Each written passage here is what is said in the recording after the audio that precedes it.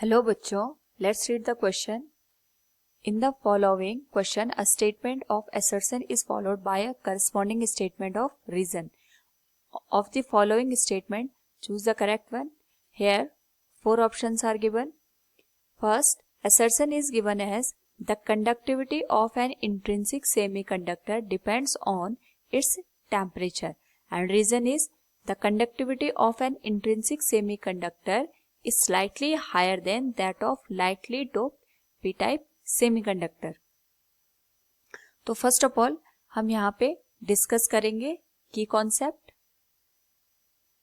Which will be the conductivity of intrinsic semiconductor.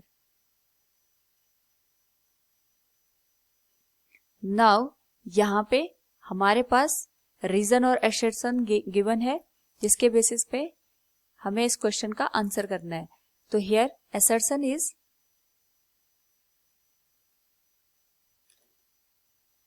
The conductivity of intrinsic semiconductor depends upon its temperature. तो जो भी यहाँ पे conductivity होती है in case of intrinsic semiconductor that is given by E into Ne mu E plus NH mu H. और अगर हम यहाँ पे टेम्परेचर की बात करते हैं तो टेम्परेचर की वजह से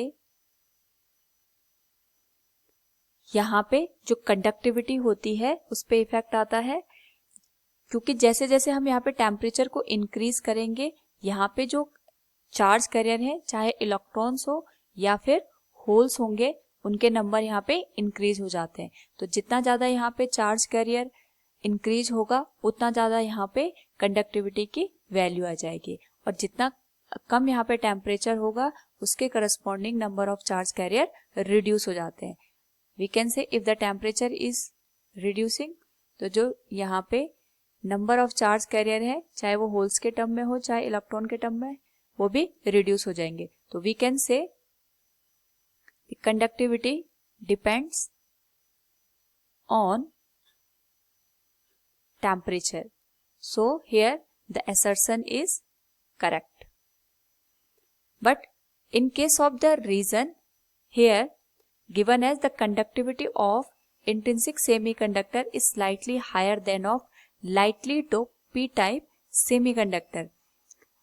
यहाँ पे जो कंडक्टिविटी की बात करी है in case of intrinsic semiconductor और in case of extrinsic semiconductor, तो हमेशा यहाँ पे चाहे इंट्रिंसिक सेमीकंडक्टर हो चाहे एक्सट्रिंसिक सेमीकंडक्टर हो ये दोनों ही यहाँ पे डिपेंड करते हैं नंबर ऑफ चार्ज कैरियर के ऊपर. तो जैसे जैसे हम यहाँ पे एक्सट्रिंसिक सेमीकंडक्टर में दो टाइप के सेमीकंडक्टर बनते हैं, एक बनता है पी टाइप और एक बनता है N type. P type semiconductor के केस में हम यहाँ पे ट्राईवैलेंट की डोपिंग कराते हैं, और ट्राईवैलेंट की डोपिंग की वजह से यहाँ पे होल्स जनरेट होते हैं.